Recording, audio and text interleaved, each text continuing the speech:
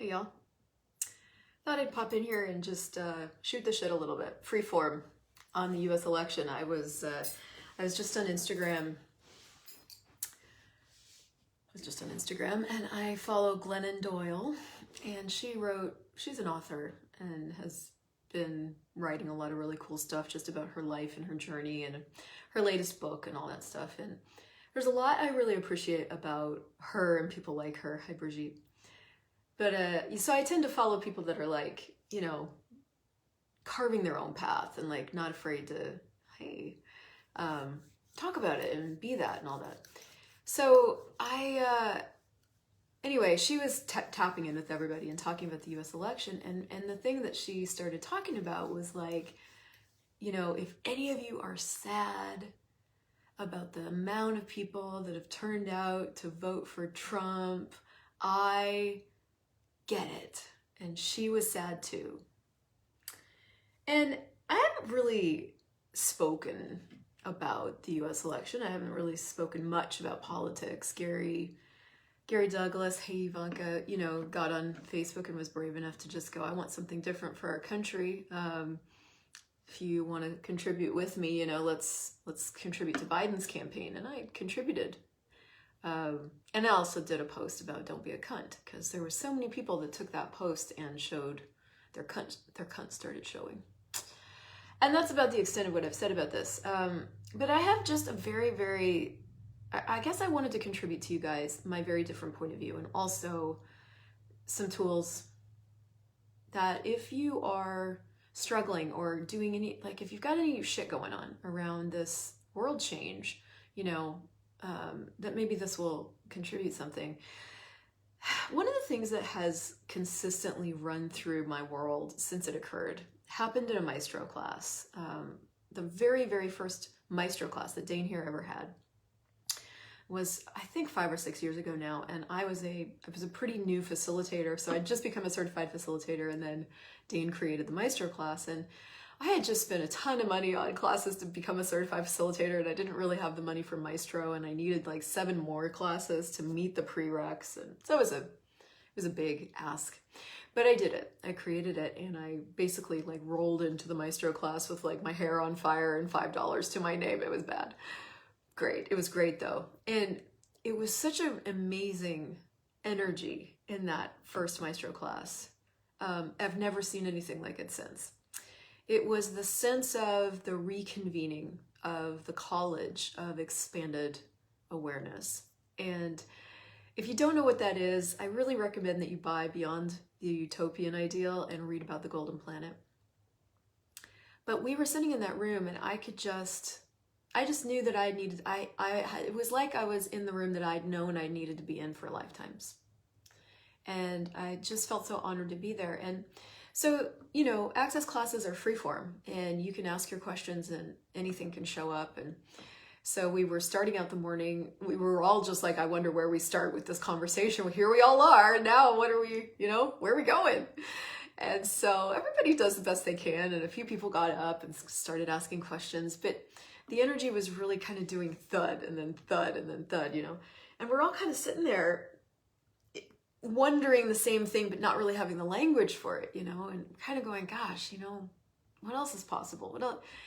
And finally, my friend Melanie Clampett gets on the microphone, and she had had the microphone for hours, and finally somebody let her talk, and she's like, here we all are, and we've been waiting to come to this room for lifetimes. And she's like, I guess what I'm wondering is this the conversation we really want to be having?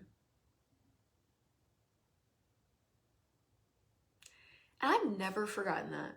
That 5 days transformed my life and therefore the future in a way that nothing ever has. Nothing else has since. And that question she asked has rung through my world 82 different billion times since then. Like, is this the conversation we really want to be having?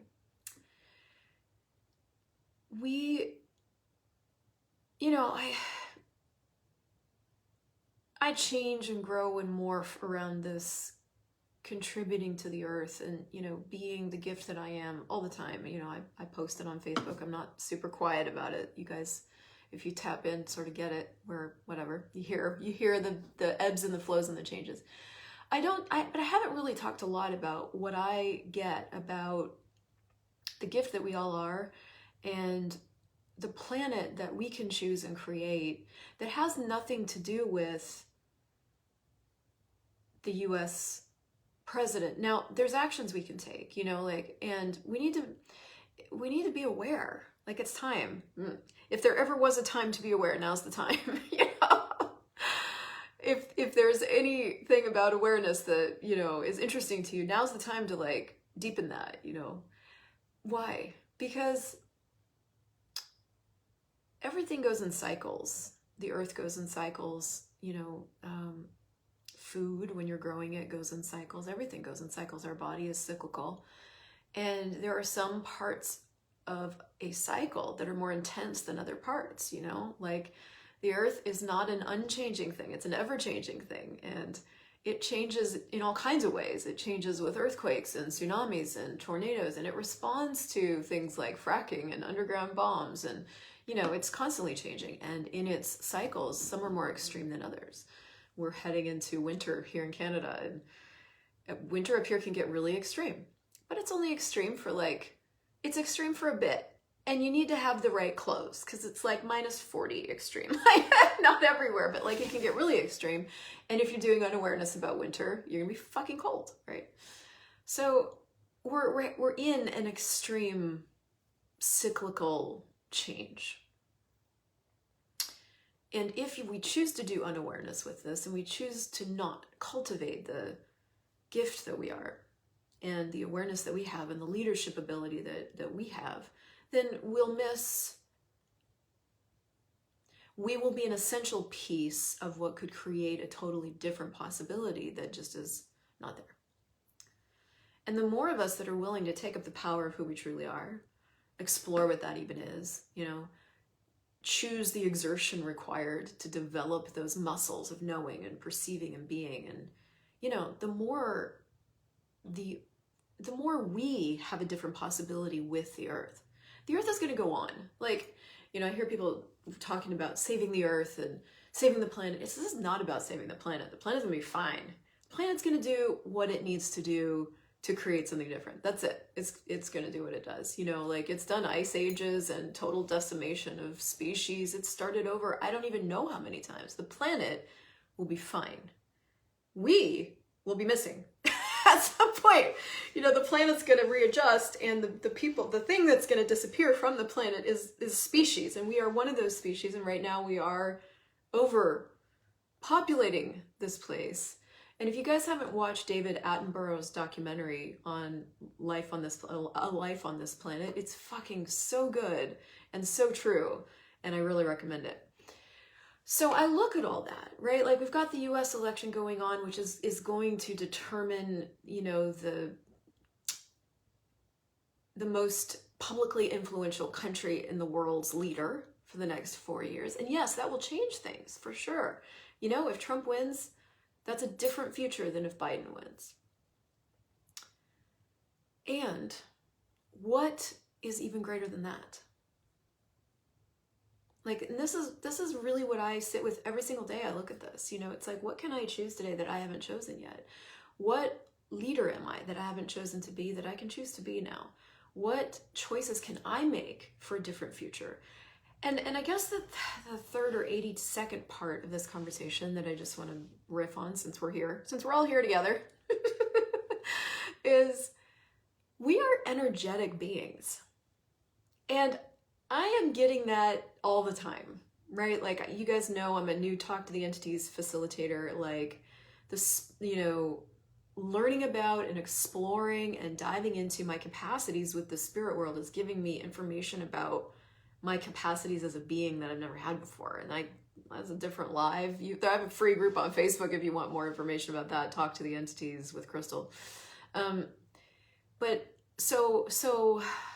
But I'll tell you, what I'm exploring is, what am I really? And what capacities do I really have? You know, is it, if I And let me just sort of add to this, like, when I was in my 20s, I was looking for what the fuck I was going to do with my life. I was working a desk job in Colorado as an administrative assistant, you know. And it was probably the most stable. I'd gotten my life to some sort of stability, which at that point I thought I needed. But like pre-desk job, I was working restaurants and I was, you know, in and out of my mom's house, and I went to jail for 8 days. It was a mess. So stability for me was like the next great steps, and I achieved it. I was working a desk job. I was, you know, had a stable income. I was respected. I had all the things that I thought I wanted. And about a year in, I was just sitting in my, like, I loved my desk too. It was like in the sun and, you know, sun shining on me, and it was so good. And I was sitting there in the sun one morning drinking my coffee, and the thing that washed over me was like, is this all there is? Like, is this it? I think I even had a boyfriend at the time. It was a very weird boyfriend looking back on it now. Very possessive, very jealous. But I sat there and I was like, is this all there is?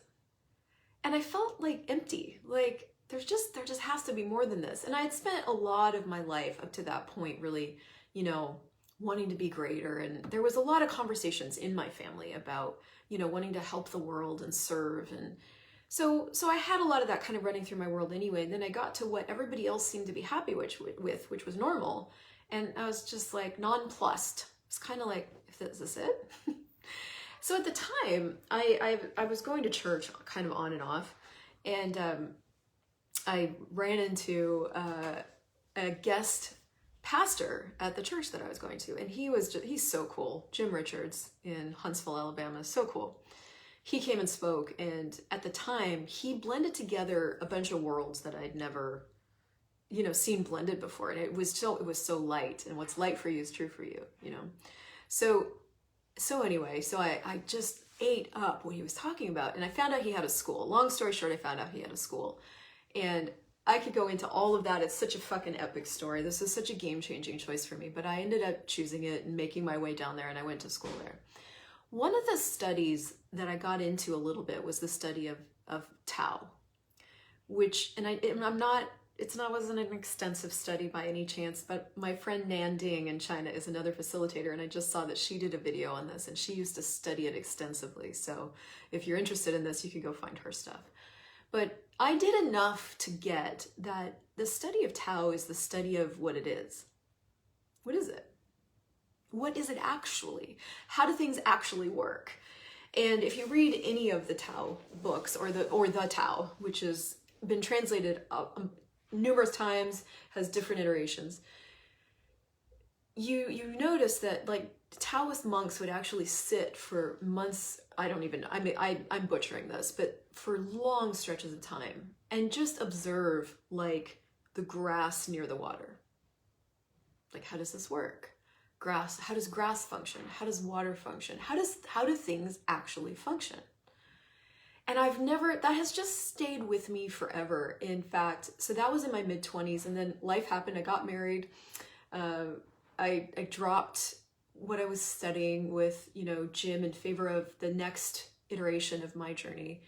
But I never forgot that. And so when I was looking for a new career after I owned a restaurant, and I was, you know, I did a spreadsheet. I'm like, what do I want to do? I don't have any skills. I've got a degree in theology from this incredible little school down here. I've got, you know, restaurant experience, and so anyway, long story short again, my whole life is a long story. I ended up choosing to be a landscape designer. Because when I looked at that career, it incorporated all creativity and but I also got to be outside. And I knew that if I could observe the way nature was more, and I could allow that to speak to me and show me the way things worked, that I would have something other people didn't have. And I didn't know a lot about it. I didn't have a lot of words for it, but I knew there was something that the earth is and knows that I needed. So I became a landscape designer. Well, you know, that went the way it went. You end up spending more time at a desk than you do outside. But I did get to be outside more. And I did, you know, I remember when I was planting the gardens and being down in the dirt, I would talk to the plants in the dirt. And I didn't really know I was talking at the time. So what it is, how does this work? And that, when I was designing gardens, that's what I would look at. It's like, okay, so if I put, what is this tree? So when you go to a garden center and you look at a blue spruce, a baby blue spruce, well, they get sold in all different ages and sizes, but it's so beautiful, and it's the beautiful color, and it's kind of small and compact. And I would see homeowners ask for that tree to be put like 4 feet from their house. Listen, if you don't know about a blue spruce and how it grows, then you don't know that a blue spruce grows out to 40 feet in diameter, and it actually needs like a huge yard in which to be planted so that it can be as big as it will be. It's inevitable. That's what it does. Blue spruce go big unless they die. And I would watch homeowners just not look at what it is in favor of not the whole of what it is, right? The future included, in favor of the short term where it looked really good in that spot for now. Now I knew, yes, it does look really good in that spot for now, and it's going to look good probably for another 2 or 3 years. But by the time it gets to year 4, its root base will have gone under the house and through the garden, and taking that thing out and moving it is going to kill it and also destroy your garden. Like, I could see the future. And I saw how many people weren't actually willing to see the future and look at what it is. So this is what I look at all the time with consciousness and energy and me and you. And my question is, what it is? What are you?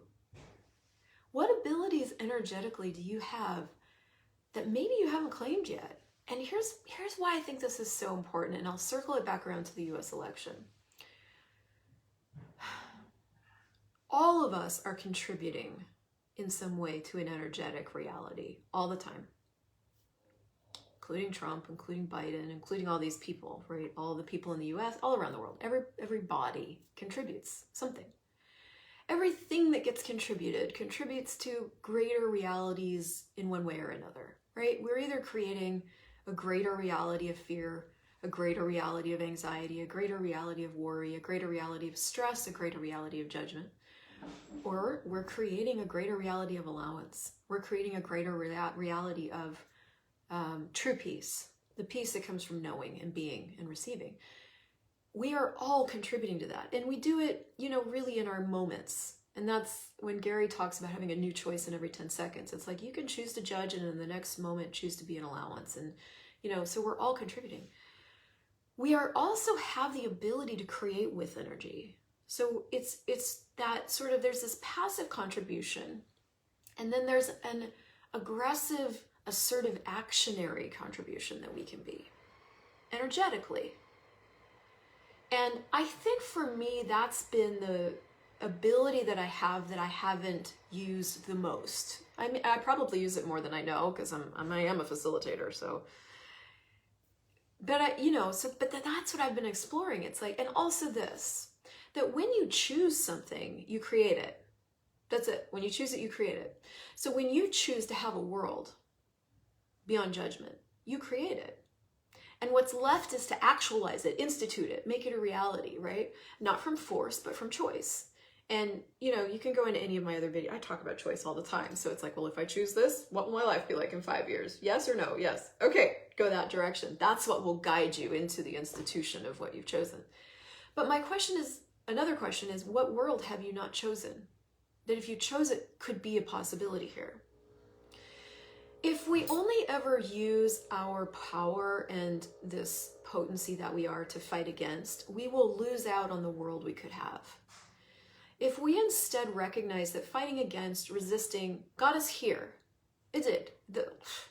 I got here. I'm a master resistor. A master fighting against.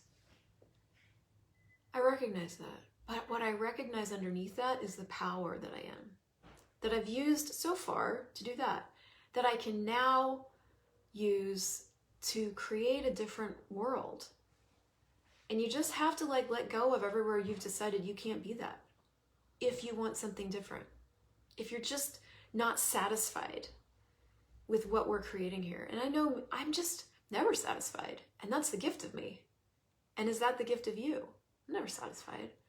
It's not enough that we just are nice to each other. I want judgment gone. Well, is everybody going to choose that? No. But there are a whole heap full of people that will. So, hey, my people, where you at? Right? And what can you choose that nobody else can choose? And what can you inspire other people to choose that nobody else can inspire them to? And what's possible now for us to choose, for us to be, for us to create, for us to generate as a different world, not even a different earth. And because as we be different, the earth will change. And the more you acknowledge that, and the more you restore your communion with her, and the more, you choose something greater, and you choose the greatness that you can choose, the more that's a possibility. So, really, what aggressive choice for true, interesting point of view and true choice can you now claim? It's like, what are we really capable of creating together? And I don't mean together from like the co-creation, we're going to create all together. I don't mean that kumbaya shit, because that's just horseshit. It doesn't work. We are all fierce individualists and different. And it's important that we claim how different we are and not try to be all fucking namby-pamby about creating together. I don't mean that. I just mean that the more of us that choose like true, interesting point of view, the more that reality strengthens. It only takes two people to create a reality. So there's more than two of us. And now, like, what else can we choose? And how else can we strengthen that? And what else is possible? And what other future can we choose to have? What other future can we be the leader for that we haven't chosen yet?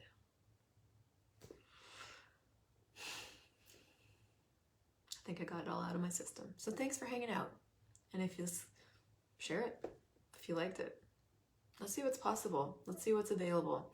Let's see what we can claim that we are and what we are actually truly capable of generating. Cool. I wonder how it gets better than this. I wonder what else is truly possible. I wonder what it would take for this to all turn out greater than we can possibly imagine. And I wonder what it would be like if we started having the conversations we really want to be having.